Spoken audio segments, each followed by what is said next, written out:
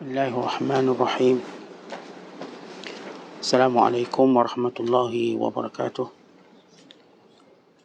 الحمد لله الذي أرسل رسوله بالهدى ودين الحق ليظهره على الدين كله ولو كره المشركون. أشهد أن لا إله إلا الله وحده لا شريك له وأشهد أن محمدا عبده ورسوله.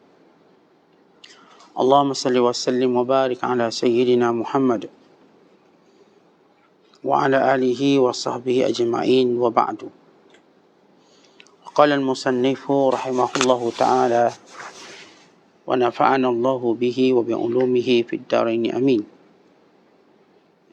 Telah berkata Imamul Allamah Syekh Abdul Qadir Al-Jilani, semoga Allah Ta'ala merahmatinya dan kita mendapat manfaat serta barakah ilmunya. Orang yang berzikir kepada Allah itu pantang mati. Orang yang sentiasa mengingati Allah Azza wa Jalla tetap hidup. Dia berpindah dari satu hidup kepada hidup yang lain. Dia tiada mati, hanya sebentar sahaja. Jika zikir itu termakan di hati, maka zikir hamba itu akan berterusan buat Allah Azza wa Jalla, sekalipun dia tiada menyebutnya lagi dengan lidahnya.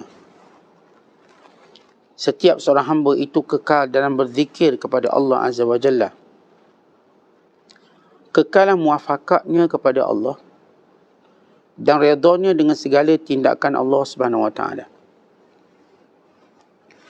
Jika kita tiada menyetujui Allah Ta'ala dengan kedatangan musim panas, maka musim panas itu akan menyusahkan kita.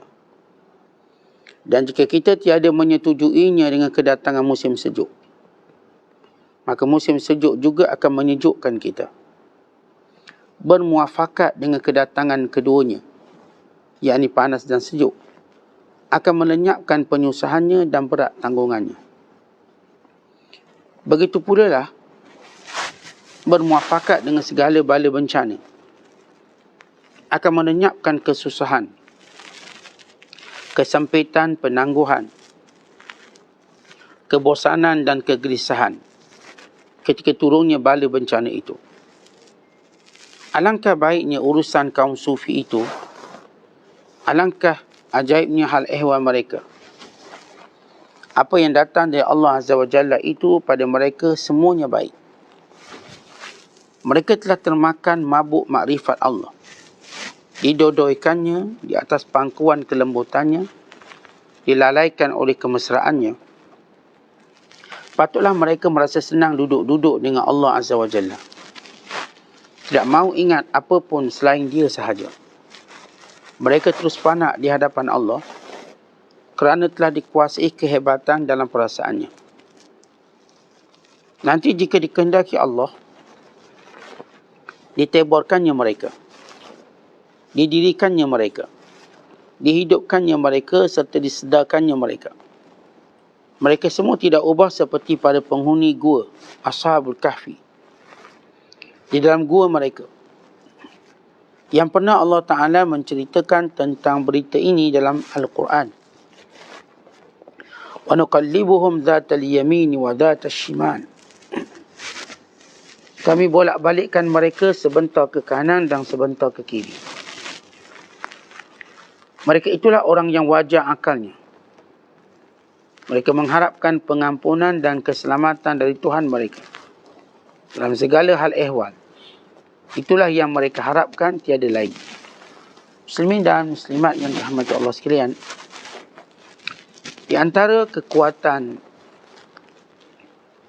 kehidupan kita di dunia ialah banyak berzikir kepada Allah Subhanahu wa Ta'ala. Kerana itu bila kita perhatikan ayat-ayat Al-Quran tentang perintah berzikir, semuanya Allah perintahkan supaya kita berzikir banyak-banyak. Semuanya Allah Ta'ala perintahkan kita berzikir pagi dan petang. Perkataan pagi dan petang memberi maksud keseluruhan hidup kita. Bukratan wa asyiyah. Pagi daripada awal kita bangun, wa asyiyah petang sampai habis malam kita. Dan Allah Ta'ala mensifatkan orang yang mengingati Allah Ta'ala sedikit sebagai golongan munafik. Apatah lagi yang berat untuk berzikir pada Allah. Wala yadhkuruna Allah illa qalila. Waktu Allah Ta'ala menceritakan sifat munafik, mereka tidak ingat Allah melainkan sedikit. Bahkan berat bagi mereka mengingati Allah Subhanahu Wa Ta'ala. Maka kekuatan kita dalam membina hubungan dengan Allah, dalam membina hubungan sesama manusia, dalam membina hubungan dengan alam, dalam membina hubungan kita dengan segala musibah, ila zikrullah, berzikir pada Allah Ta'ala. Karena itu kita lihat apa yang disebut oleh Muaz bin Jabal radhiyallahu ta'ala anhu. Beliau berkata, laisa yatahassaru ahlul jannah ala syai'in illa sa'atan marrat bihim walam yadhkurullaha ta'ala fiha. Tidak pernah ada penyesalan ahli syurga, melainkan pada waktu-waktu yang melepasi mereka, lalu mereka tidak berzikir padanya. Kata sahabil jalil Muaz bin Jabal radhiyallahu ta'ala anhu, nanti bila ahli syurga masuk syurga, maka ada sedikit penyesalan. Kerana penyesalan bersifat azab. Sebab ahli syurga tidak ada penyesalan bersifat azab. Tapi penyesalan bersifat peluang untuk mereka lebih jadi baik. Macam kita tengok orang yang periksa, bila dia cemerlang, dia pun ada menyesal. Dia cemerlang. Sebab cemerlang dia bukan untuk menceritakan kegagalan, dia untuk jadi lebih baik. Kita meniaga untung 10 juta. Dia kata, kalau saya baiki sini sikit, mungkin saya dapat 12 juta. Kita dah untung. Tapi bila orang untung, dia nak untung lagi. Ahli syurga ini bila masuk syurga, maka dia lihat waktu-waktu yang dahulu berlalu kat dunia, dia tak berzikir. Sebab amalan paling mudah zikir. Tuan-tuan duduk boleh berzikir, boleh zikir dengan hati, dengan lidah. Kita memandu beberapa jam, kita boleh berzikir. Kita sebelum tidur melelapkan mata. Barangkali mengambil masa 3-40 minit sebelum lelap, maka kita boleh berzikir. Kita juga nak bangun tidur, barangkali nak bangun, maka masa beberapa minit juga, maka kita boleh berzikir.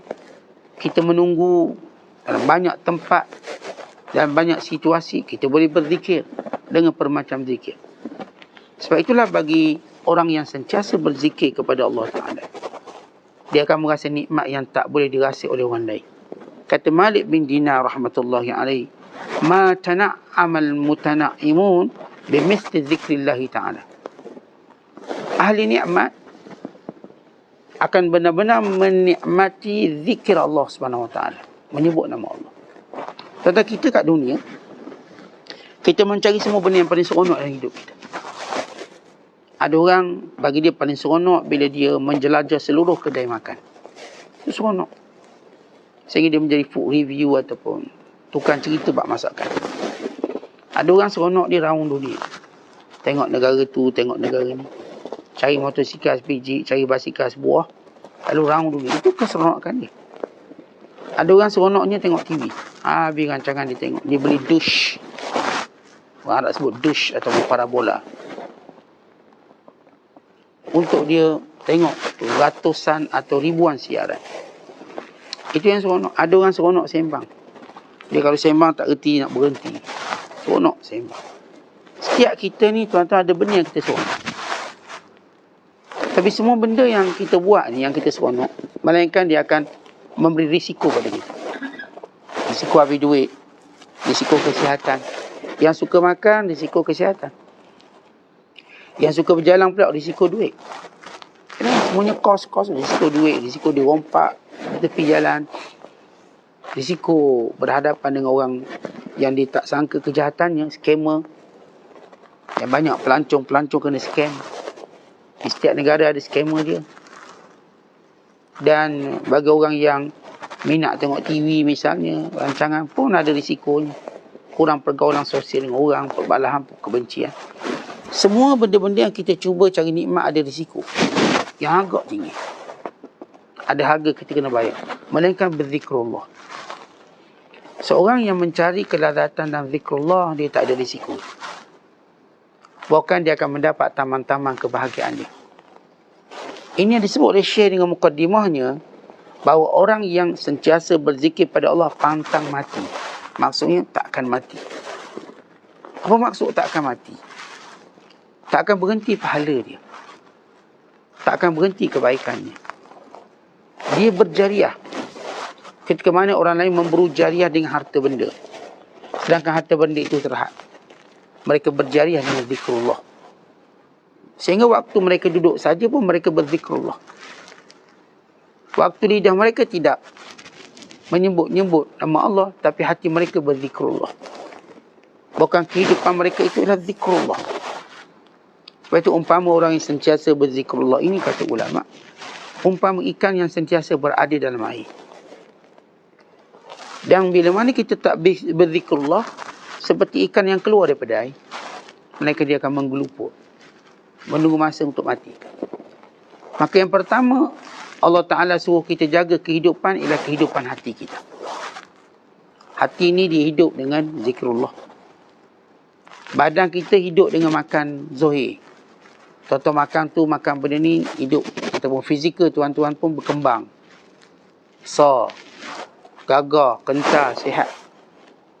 Apa yang kita makan, badan kita pun akan terbentuk dengan apa yang kita makan. Yang bina badan, makan steroid untuk ketulkan badan. Yang ada sukanya mengambil sekian-sekian untuk cergaskan. Yang ada kesihatannya dengan suplemennya untuk jadikan badan lebih baik. Maka mereka lupa untuk jaga hati. Sedangkan punca kebahagiaan kita hati. Yang emosi-emosi kita ni datang daripada hati. Segala emosi dalam kehidupan kita tempatnya hati. Yang kita sakit hati orang, kita benci orang, kita sayang orang, yang kita wasangka, semuanya berpunca dari hati. Tentang hati bila tak ada makanan, dia huru-hara. Dia huru-hara dan macam-macam emosi-emosi yang keluar. Sebagian emosi itu keluar bukan pada tempat dia. Sebagian emosi itu keluar bukan pada keadaannya. Tapi dia keluar bagaikan keadaan yang tidak teratur. Maka seorang yang berzikrullah, dia menyusun emosi dia. Dan dia membataskan pergerakan emosi. Ya, kalau dia sayang, maka zikirnya tadi akan membendung sayang yang boleh rosakkan dia. Kita kan tuan-tuan ada sayang boleh rosakkan kita. Sayang anak sangat, akhirnya anak ni jadi anak Sazali. Sayang sangat. Benci sangat, tak boleh duk benci sangat, akhirnya anak dia jadi seperti anak tiri. Emosi kita yang dalam hati ni, dengan zikrullah, pertama saya kata dia susun emosi kita dengan baik. Sebab manusia tak mungkin tak punya emosi, ada. Kita ada emosi kita. Yang kedua, bila seorang berzikir pada Allah, dia bukan sekadar susun, dia akan menghadkan fungsi setiap emosi tadi. Jadi kalau kita marah misalnya, tidaklah marah melampau sehingga menjadikan penyesalannya besar. Kalau kita benci, tidaklah benci melampau sehingga membabitkan orang tak ada kaitan dengan perbalahan kita. Kalau kita suka, tidaklah suka melampau. Maksudnya tidak kita sayang melampau sehingga merosakkan orang-orang berada di sekeliling kita. Maka dengan zikrullah, ia dapat susun benda itu. Dan dengan zikrullah juga hati jadi tabah yang kuat. Sebab musibah ni tuan-tuan, dia tak menimpa tubuh badan. Walau zahirnya lukanya dekat tangan, dekat kaki, realitinya pada hati. Walaupun tuan-tuan yang penatnya ialah pada fizikal, tapi realitinya pada hati yang penat. Fizikal yang penat, dia akan diulang. Tapi hati penat, kita tak nak ulang. Penat kita, kalau badan dia penat, tuan-tuan akan ulang. Kalau hati tuan-tuan kuat. Sebab itu orang yang main gym, main bola, penat, esok turun lagi main. Sebab apa? Dia suka. Dia suka, padahal penat kita tengok. Bermandi peluh, yang angkat berat pula, bermandi peluh. Esok datang lagi. Kemudian datang lagi. Kenapa? Sebab yang penat cuma fizikal, hatinya tak penat. Tapi orang yang bila penat hatinya, dia tak akan penat. Saya dah penat dah Ustaz. Penat. Apa yang penatnya? Bukan badannya, hatinya penat. Sebab itu zikrullah memberi balik nafas, kekuatan. Tapi yang paling penting daripada segala yang penting tadi, orang yang sentiasa berzikrullah, hatinya hidup. Yang tuan-tuan, yang paling penting dalam fizikal kita ialah kita tak mati. Dia sakit-sakit, kalau ada harapan hidup lagi, kita okey, bertahan. Maka sebab itu paling kita takut hati ini mati sebelum waktu dia. Maka orang-orang yang sentiasa berzikrullah, sehingga sampai peringkat kata Syekh Abdul Qadir, sehingga zikir itu termakan di hati. Maksud termakan di hati, memberi kesan terus pada hati. Termakan. Ni boleh makan, ni boleh beri kesan. Seorang tu berzikir sampai bila? Sampai terkesan hati dia. Sampai dia terkesan hatinya, umpama seorang bila makan sampai kenyang. Walau dia rasa nikmat makan. Maka kalau sudah berada dalam keadaan itu, zikir makan hatinya, maka dia akan berterusan. Atau tuan-tuan duduk pun dia akan berzikir. Jalan. Dia akan berterusan. Sebagai suatu respon. Atau sebagai satu tanda hidupnya hati tersebut. Kemudian kata Syekh Abdul Qadir, kesan daripada zikir apa dia? Dia akan redha dengan segala benda yang ditentukan oleh Allah. Inilah kesan yang terbesar. Dia akan muafakat bersetuju. Datang musim panas, dia setuju dengan musim panas. Dia tidak mengharapkan musim sejuk. Sebab itu dia melalui musim panas dengan nyaman. Datang musim sejuk, dia setuju dengan musim sejuk. Kerana itu dia dapat melalui musim sejuk dengan nyaman. Tapi kalau sekiranya orang yang hati ada masalah, apa pun yang dia lalui, dia tak setuju. Dia sentiasa tak setuju. Musim sejuk dia tak setuju. Kenapa tak panas? Musim panas, kenapa tak sejuk? Bila musim berangin, kenapa tak tenang? Bila tenang, kenapa tak ada angin? Orang ni serba salah. Tak ada benda yang betul di sisi dia. Sampai peringkat dia menolak semua nikmat. Semua nikmat itu tidak terasa nikmat olehnya. Kerana dalam hatinya sudah ada kegelapan. Sebab itu kata Luqmanul Hakim, bandingan orang berzikir dengan orang tak berzikir ni ialah bandingan cahaya dengan kegelapan. Kalau ada tak perbandingan lebih jelas pada itu? Bila kata Luqmanul Hakim, inna masala ahli dzikr wal ghaflati kamasalin nuri wal zulmati. Sesungguhnya bandingan ahli zikir dan orang yang lalai daripada berzikrullah seperti cahaya dan gelap. Tentu bila kita gelap, apa yang kita harapkan daripada gelap? Tak ada apa. Bila terang, apa yang kita rasa bila terang? Tenang, tenteram, bahagia. Tahu nak buat apa. Tahu nak buat apa. Dan semua situasi.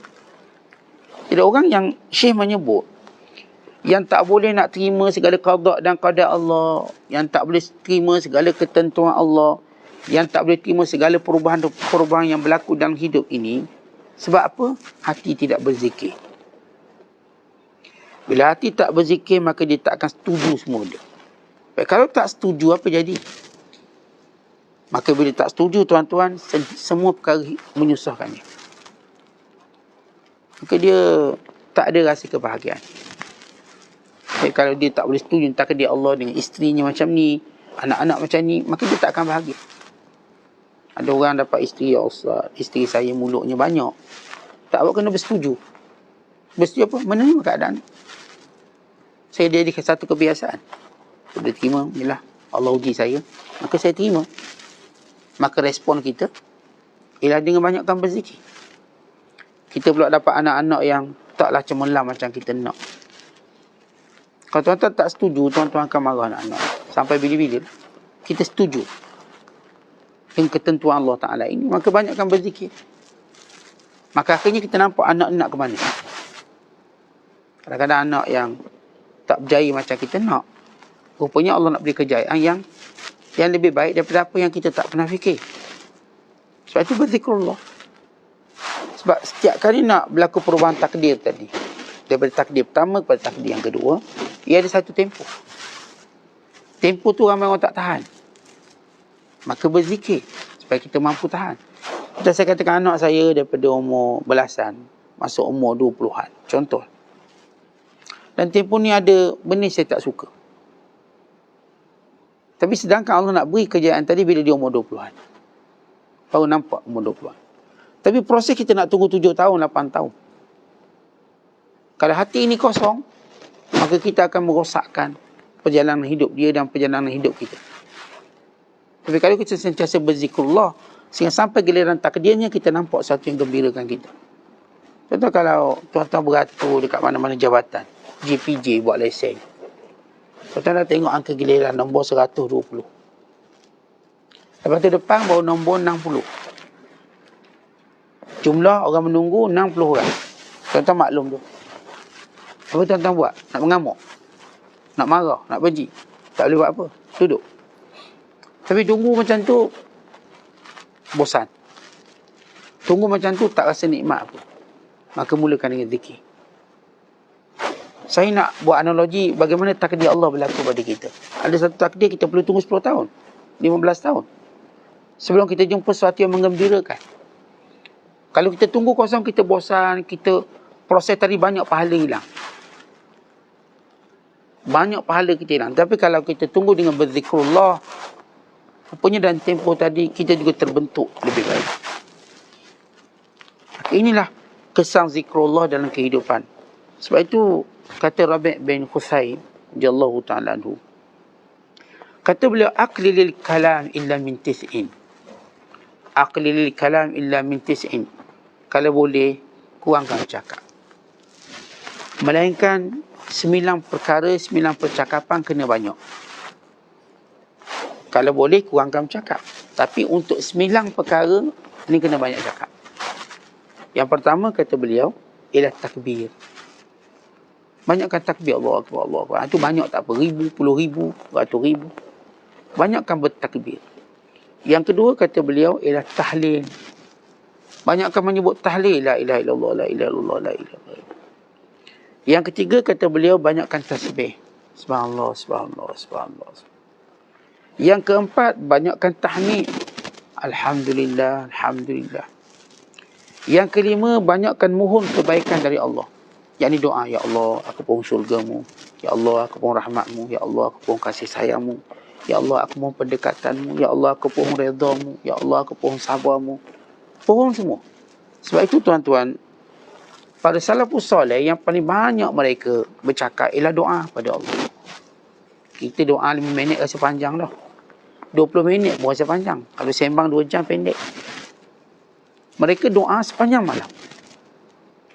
Bayangkan kalau kita baca sirah baginda sallallahu alaihi wasallam doa dalam perang Badar. Doa sehingga terbang atas bahu pun jatuh. Dia baginda angkat tangan, angkat ni sampai jatuh ni. Makin tinggi sampai jatuh. Serban baginda sallallahu berulang kali. Lalu Abu Bakar datang ambil serban letak atas belakang. Kain lidak Rasulullah SAW. Lama Rasulullah berdoa sepanjang peperangan Badar. Kata kalau kita ada tak stamina berdoa panjang. Kalau kita tak ada, sebab itu kita kesunyian. Lalu kita cari manusia untuk bersembang panjang. Akhirnya kita tak dapat banyak penyelesaian. Kerana kita, apa yang kita sembang dengan manusia cuma lalu ikut telinga.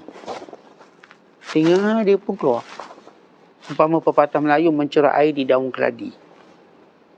Tapi yang kita berdoa ni, bercakap dengan Allah, dia masuk melekat kat hati. Sebab itu minta banyak-banyak. Dan yang keenam kata Syekh, iaitu berlindung kepada Allah daripada kejahatan. Dalam doa juga, ya Allah, jauhilah aku daripada neraka. Ya Allah, jauhilah aku daripada sifat itu. Jauhilah aku daripada kejahatan ini, kejahatan manusia, kejahatan makhluk. Sentiasa ta'awuz. Doa pada Allah, biar tak kena benda tu, tak kena benda ni. Kerana Allah suka kita minta perlindungan dengannya. Tanpa perlu bayar wang perlindungan. Ada gangster-gangster suka kita berlindung dengan dia, tapi kena bayar wang perlindungan. Makin banyak wang perlindungan, makin dia akan lindung kita. Dan sebaik-baik pelindung ialah Allah Ta'ala. Allah tak minta wang perlindungan. Allah minta kita menyebut namanya.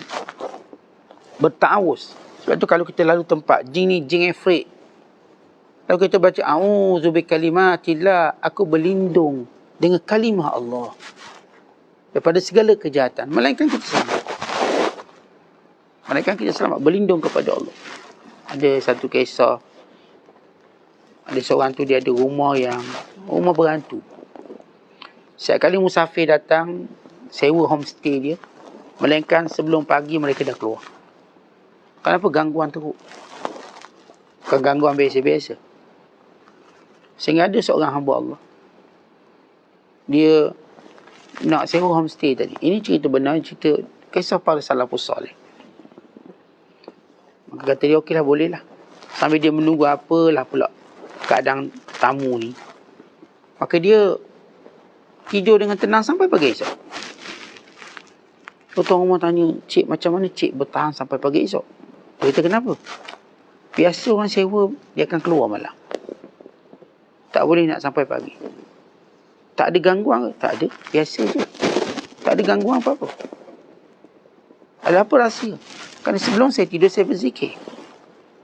Cuma saya adalah bau macam terbakar sebelum saya tidur. Ada benda-benda terbakar. Kerana saya mampu tidur sampai keesokan hari. Kita lihat bagaimana katakan orang yang berzikir tadi sebab ia berlindung kepada Allah. Maka Allah suka, tuan-tuan, kalau kita berlindung dengan nama dia. Kita masuk hutan, lagi tengah lautan, sebut a'udzu bikalimatillahi tammati min syarri ma khalaq. Aku berlindung dengan segala kalimah Allah yang sempurna daripada segala kejahatan makhluk ni. Nescaya kita dilindungi oleh Allah daripada kejahatan haiwan melata ke, jin yang kita tak nampak ke, semua benda. Siapa baca, insya-Allah Allah Taala pelihara dia. Sebab Allah suka kita berlindung pada dia. Ta'awuz billah. Sebab tu tuan-tuan, bila kita baca Quran, Allah suka kita memulakan dengan a'udzubillahi minasyaitonirrajim. Walaupun dia pun Quran. Firman Allah Ta'ala sebut dalam Quran, fa idza qara'tal Qur'ana fasta'iz billahi minasyaitonirrajim. Kalau kamu baca Quran, mulakan dengan aku berlindung kepada Allah yang Maha Agung daripada syaitan yang direjam. Jadi selalu bertawuz pada Allah. Ini memohon perlindungan. Dan yang ketujuh ialah, iaitu perbanyakkan amal ma'ruf. Ni tak apa nak banyak cakap. Kalau kita cakap ni amal ma'ruf, sila cakap. Kalau kita ceramah ni amal ma'ruf, ceramahlah 2 jam, 3 jam, tak apa. Terus sebut kebaikan.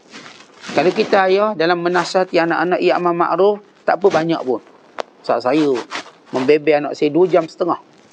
Ustaz kuliah pun sejam, saya bagi dia 2 jam setengah. Tak apa. Kalau dalamnya ada amal ma'ruf, silakan. Dia bermanfaat.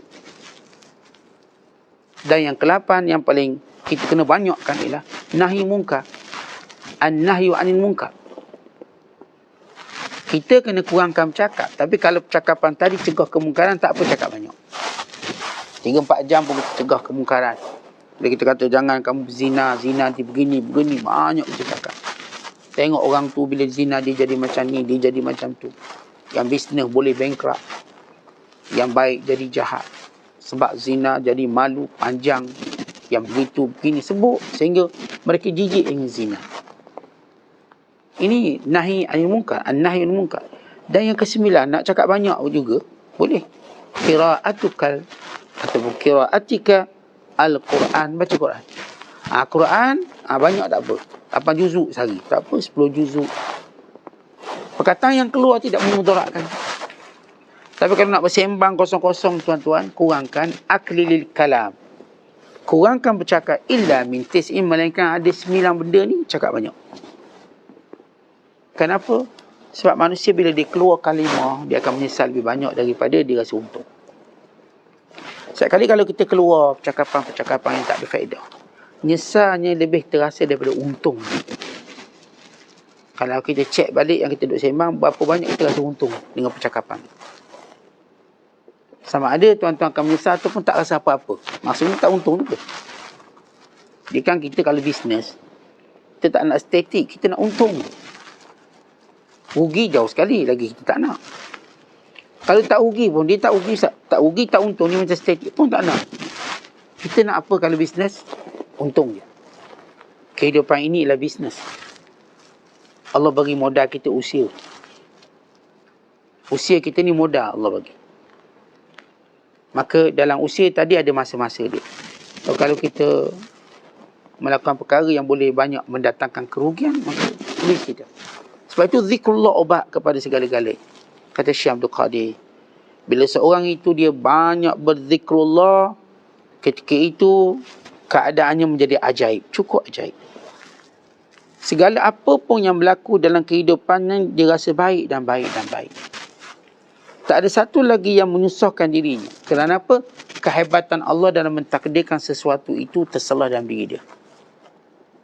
Ini yang kita katakan orang ni, apa pun berlaku dia kata ada hikmah.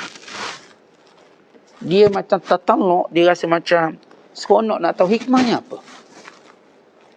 Dia tak ada lagi menyesali apa yang berlaku padanya. Dia nak tengok apa selepas ini. Daripada hikmah yang hebat. Daripada setiap takdir Allah SWT. Kalau tadi saya dipancit tengah jalan. Sehingga patut sampai awal sampai lambat. Apa hikmah dia? Dia menanti. Dia tak menyesali saya pancit tu. Tapi nak tengok apa Allah nak bagi. Rupa dia tengok Allah nak bagi yang hebat dalam hidup dia. Sebab dia terlambat sikit lah dia dapat jumpa kawan dia tadi. Kawan yang mungkin lama tak jumpa. Mungkin kalau dia terawal dia tak jumpa. Ya hikmah. Dia sentiasa merasa seronok kerana melihat hikmah setiap kejadian tadi. Betul orang ni tuan-tuan apa pun berlaku dia kata insya-Allah ada hikmah ni. Ada hikmah, ada kebaikan. Saya nampak kebaikan. Kerana Allah Ta'ala kata melalui lidah Nabi SAW, ma qadallahu laka qada'an. Allah tak akan tentukan sesuatu kepada kamu melainkan dia baik. Mesti baik. Kerana itu kata baginda sallallahu alaihi wasallam, ajaban li amril mu'min fa inna amrahu kullahu lahu khair. Aneh urusan orang beriman, semua berlaku baik berlaku untuk dia. In asabathu sarra syakar fa kana khairan lahu. Wa in asabathu dharra sabar fa kana khairan lahu. Kalau dia dapat nikmat, maka dia syukur. Itu baik bagi dia. Kalau dia dapat musibah, dia sabar, maka itu baik baginya. Walaysa li ahadin illa lil mu'min. Benda tu cuma diperoleh oleh orang mukmin. Perkara tersebut hanya diperoleh oleh orang yang beriman. Kata untung kita orang beriman. Ikut mana pun dapat pahala. Kata pahala tu, kalau kita banding dengan duit, jauh beza dia. Sebab duit ni dia ada tempoh ni. Duit ni bila banyak kita dah bimbang nak simpan kat mana. Dah kita dah jadi money laundry pula. Nak lari ke LHDN, nak lari ke orang, nak lari ke saudara mara. Jangan sampai saudara mara tahu kita kaya. Soroklah kat mana-mana. Jadi ada duit banyak tapi sorok. Tak seronok je. Duit banyak sorok sana, gali lubang sana, gali lubang sini. Maka bila banyak, Allah Ta'ala tak jadikan bila kita buat baik dapat duit banyak. Sebab apa? Kita tak aman. Bayangkan bila saya bertahajud, saya siang, saya dapat duit banyak. Saya nak simpan mana duit? LHD yang datang ambil ni. Bila saya buat baik, Allah beri pahala. Jadi LHD yang pun tak boleh ambil pahala saya tu. Allah beri saya pahala. Setiap kali kebaikan pahala. Pahala banyak. Saya tak bimbang apa-apa. Sebab pahala tu Allah simpan kat dia. Kalau Allah beri ganjaran kita bersifat benda material tuan-tuan buat, terus dapat, tuan-tuan akan susah hati. Mana nak simpan? Sebab tu yang material ni Tuhan bagi sikit je. Sikit je untuk sekadar kita hidup kat dunia. Nanti mati tinggal balik bagi orang lain pula. Tapi yang pahala ni kita tak bagi orang lain. Yang pahala Allah simpan. Ya, bayangkan satu pahala sebesar gunung Uhud. Satu pahala. Dua pahala, 2 kali gunung Uhud. Ni pahala lain pula. Uish, mana letak kat mana? Kalau saya katakan kita buat baik, Allah beri pahala kat sini, susah hati kita. Poket kita ada 2 je depan. Tak mana tu besar gunung tu. Tak kat mana? Kalau kita orang bagi, ni ambillah 10 kilo jongkong mah. Nak letak mana tuan-tuan? Nak berjalan buat jongkong mah. Oi takut sah dipancung kepala. Bukan pancung tangan lagi, kepala dipancung. Maka Allah rahsiakan pahala. Allah simpan di sisi dia. Dia besar, dia hebat.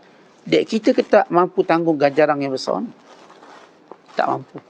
Siapa pun dapat ganjaran yang besar, dia boleh gila. Bila saya baca kisah-kisah yang menang loteri ni, saja. Sebab mereka menang mengejut je. Dapat 100 juta dolar USD. Ni dapat jackpot 300 juta dolar USD. Oh, dia jadi gila satu malam. Akhirnya bengkak balik, duduk gelandangan semula. Dia tak akan rasa, dia tak boleh menguruskan. Tak, Allah beri pahala banyak. Kalau Allah tukar dengan benda-benda yang nampak ni, kita tak boleh urus.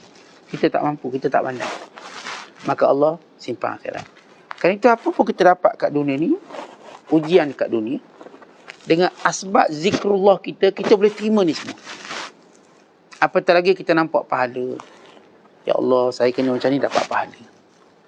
Rugi ni orang tipu saya, alhamdulillah ada pahala. Ni hutang orang tak bayar, tak apa, ada pahala. Nilai duit orang hutang tu tuan-tuan dengan pahala banyak lagi pahala. Ni orang hutang saya, dia tak akan terlepas akhirat kelak. Kat sini boleh tak angkat telefon. Kat sini boleh tak reply message. Tak apa. Akhirat kelak kamu nak lari kat mana? Kamu cari aku. Kita kat dunia ni tuan-tuan, penat cari orang berhutang kita. Penat. Tapi akhirat kelak dia pula penat cari kita. Dia penat cari kita. Dan dia kena bayar dengan segala dividen panjang tunggu tadi dengan begitu banyak. Dia boleh muflis akhirat kelak. Dia akan diambil. Kalau dia tak ada kebaikan, tak apa. Dosa kita dipikul. Lepas tu tuan-tuan, di antara bila orang tu Allah nak beri dia kebaikan, hutang dia tak bayar. Tu Allah nak beri kebaikan pada dia. Hutang dia orang tak bayar. Sebab apa? Supaya dia dapat pahala pasti akhirat kelak. Pahala yang pasti. Tuan-tuan, ikhlas tak ikhlas tu hal lain. Sebab hutang tak ada kaitan dengan ikhlas. Dia hak. Dia panggil hak. Dia tak bayar. Akhirat kelak. Panjang cerita kamu. Dan untunglah orang tu sebab dia akan dapat gandaan. Gandaan daripada penangguhan yang dibuat. Lepas tu kita tuan-tuan diajar kat dunia. Kalau berhutang orang, biar bergodok bergalat, biar bergodok gadai pun, bergolok gadai, bayar hutang orang. Supaya kita tak susah akhirat kelak. Walaupun sikit. Biarlah kita hari ni susah, bayar hutang. Sebab sana lagi susah. Jadi orang beriman, setiap ujian dia semuanya baik baginya. Maka bila dia dah bersetuju dengan segala ketentuan Allah, maka sebahagiannya Allah akan teborkan. Apa maksud tebor?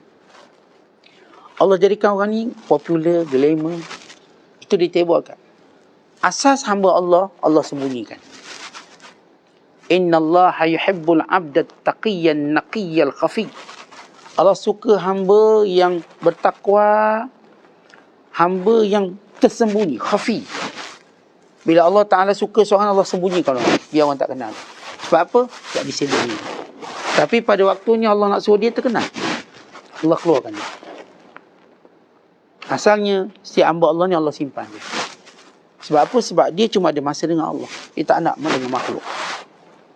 Tetapi bila Allah Ta'ala menghendaki, Allah sebarkan dia. Angkat dia, kamu sekarang bergerak dengan Allah. Macam kita baca kisah Syekh Abdul Qadir, dia tak nak ceramah. Sampai sudah tak nak ceramah. Kata ceramah tak nak. Saya tak pandai ceramah. Dia takut. Sehingga sampai masanya Allah tentukan dia berceramah. Dia bermimpi, dapat satu arahan dalam mimpinya, dan daripada guru-gurunya menyuruh, kamu kena ceramah. Maka dia rasa memang tak ada cara lain melainkan dia kena ceramah. Suatu benda yang dia tak suka. Tapi demikian bila Allah nak sebarkan orang, hambanya, maka dia berceramah. Puluhan ribu mendengar. Ratusan ribu bertaubat kerananya. Puluhan ribu memeluk Islam. Disebabkannya. Ini bila Allah Ta'ala nak sebarkan. Asal dia tak suka benda tu. Kerana kita katakan ulama' yang memang ahli zikrullah, dia paling tak suka terima. Kenapa? Kenapa dia perlu berhadapan dengan pujian manusia? Kejian manusia. Itu satu yang dia tak akan bermuamalah. Dia tak bermuamalah dengan pujian orang. Dia tak akan bermuamalah dengan kejian orang. Umpama dia kalau dia posting tu tuan-tuan, komen tuan-tuan tu macam tak wujud. Tuan-tuan komen bagus ke, komen buruk ke, tak wujud. Dia cuma melihat apa yang dia posting dan dia muhasabah dengan beliau. Contoh. Tapi bila Allah kehendaki orang ni popular, dia kena popular. Maka dia sebarkan orang ni. Makanya kita jumpa ramai orang yang asal tenggelam, tak dikenali. Akhirnya dia kenali. Allah angkat. Dalam keadaan dia tak suka benda tu. Di kalangan mereka ada yang Allah dirikan. Allah jadikan dia berjawatan. Akhirnya mereka ni naik jawatan. Pegang jawatan tu, pegang jawatan ni. Kerana itu adalah perintah Allah pada mereka. Umar bin Abdul Aziz waktu dia dapat makluman jawatan khalifah, pengsang dia jatuh. Dia tak nak. Dia satu malam jaga sepupu dia, Sulaiman bin Abdul Malik, yang sakit. Sebab Sulaiman ni bila dia ada kat tepi, dia rasa macam, oh, kita tuan-tuan bila kita sakit ni, sehebat ubat ialah orang yang kita kasih duduk sebelah kita. Itu sebesar-besar obat. Kerana obat ni beratu untuk tenangkan kita. Tapi tak ada yang lebih tenang daripada orang yang kita kasih duduk sebelah kita waktu kita sakit. Kalau tuan-tuan sakit, ada orang yang tuan-tuan sayang duduk sebelah, itulah ubat paling baik. Jarak. Ubat tadi bagus. Jadi Sulaiman ni dia sayang pada Umar bin Abdul Aziz, sepupu dia. Waktu beliau sakit, Umar bin Abdul Aziz menjaganya satu malam. Tak tidur. Duduk sebelah dia, cakap dengan dia, tenangkan dia. Sehingga beliau pun wafat. Dan dibaca wasiat. Jadi kebiasaan pemimpin negara tinggal wasiat. Dan wasiatnya ialah melantik Umar bin Abdul Aziz. Beliau ada beberapa calon. Salah seorangnya ialah anaknya. Tapi anaknya berada di perbatasan agak jauh. Beliau bimbang kalau lantik anak dia, dan puasa nak balik, dah hilang jawatan. Maka beliau lantik yang dekat. Itu sepupunya Umar bin Abdul Aziz. Untuk menerima jawatan tersebut. Dan juga Umar bin Abdul Aziz ini ialah abang ipar kepada beliau, pada Sulaiman bin Abdul Malik. Sebab Umar bin Abdul Aziz berkahwin dengan Fatimah binti Abdul Malik, kakak pada Sulaiman bin Abdul Malik. Dan Abdul Malik ialah ayah mertua Umar bin Abdul Aziz. Ringkas ceritanya, bila beliau dapat jawatan khalifah, beliau tak nak. Beliau tidak mahu jawatan tersebut. Bahkan beliau ingin memecat dirinya sendiri dan membiarkan orang Islam memilihnya. Beliau naik mimbar dan berkata, aku serahkan urusan khalifah ini pada semua orang lain, kepada orang Islam untuk memilihnya. Lalu orang ramai membantu. Tak boleh, kerana ini sudah wasiat. Bayangkan dia tak nak jawatan. Dia dipaksa pada jawatan tersebut. Dan ternyata bila dapat jawatan tersebut, dalam tempoh 2 tahun dia mengamankan dunia. Kerana orang yang memang Allah Ta'ala angkat, dia tak perlukan masa yang banyak.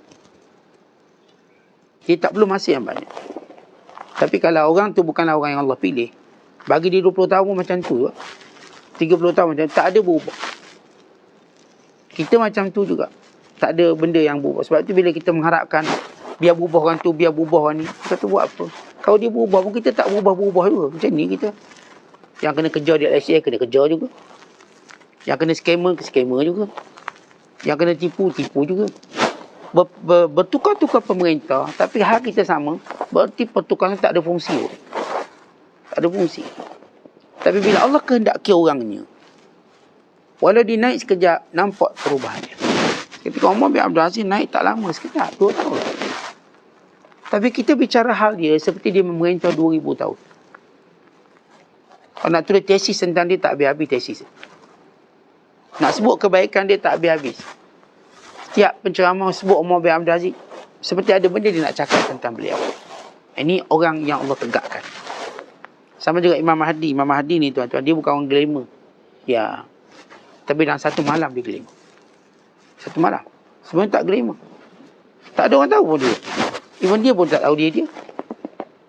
Sehingga satu malam dia rasa tanggungjawab dia. Allah tegakkan dia.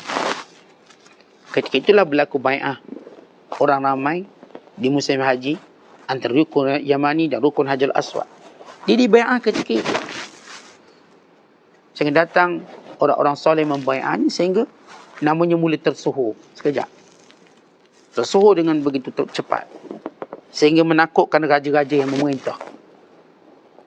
Sebab reputasi raja semua jatuh dek nama Imam Mahdi. Atau namanya Muhammad bin Abdullah Al-Mahdi. Akhirnya negara berubah dengan kepimpinan Mahdi.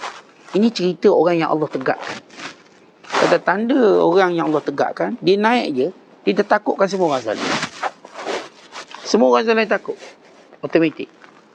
Dan dia mampu dengan masa yang singkat buat perubahan. Dan saya katakan bila Allah berkati masa seseorang, dia tak perlu puluhan tahun untuk dia kata berubah. Tak perlu. Ini golongan yang Allah Ta'ala tegakkan. Kemudian mereka ini akan dihidupkan serta disedarkan. Bila Syekh menyebut, nanti jika dikehendaki Allah diteborkan mereka, didirikan mereka, dihidupkannya mereka serta disedarkan mereka. Baik, mereka ni sentiasa hidup dan sedar. Maksud hidup dan sedar. Sama seperti Ashabul Kahfi, kata Syekh. Dan Ashabul Kahfi apa cerita dia? Tidur 309 tahun. Tapi tidurnya bukan tidur sebagaimana tidur orang lain. Tidurnya seperti sedar. Sebab dia sentiasa bergerak kiri kanan. Tentu kalau tengok orang tidur, dia bergerak banyak. Dia kata tak lena ke apa? Tak, dia lena.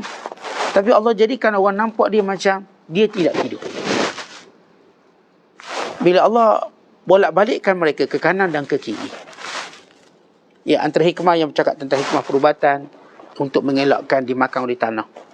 Sebab tu orang penyakit stroke, tuan-tuan, bila dia duduk, dia terbaring satu keadaan je, dia kulitnya akan mula jatuh.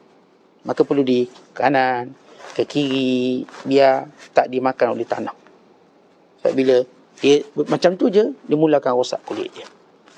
Maka itu secara hikmah alamiah. Kita nak bercakap hikmah kesufian. Kenapa dibolak-balikkan? Kata ulama tafsir, kalau ada orang lalu lintas menyangka dia tak tidur, dia jaga. Bayangkan kalau seorang pencuri lah dia masuk, orang tengok macam tu rumah tu tidur, tapi kejap bang kanan, kejap ke kiri, dia tak tidur lagi. Jadi pencuri tunggu dia tak bergerak. Kalau dia bergerak tu dia belum tidur, walau sebenarnya dah tidur. Begitu penjagaan Allah. Jadi orang-orang yang zikrullah, orang tak nampak masa mana dia lalai. Sebab apa? Zikrullah menyebabkan Allah jadikan dia pada pandangan orang sentiasa terjaga. Orang nak tipu dia, nanti tipu-tipu dia tahu kok. Tak boleh tipu dia. Orang nak tu dia, semuanya seperti nampak dia ni macam dapat membaca.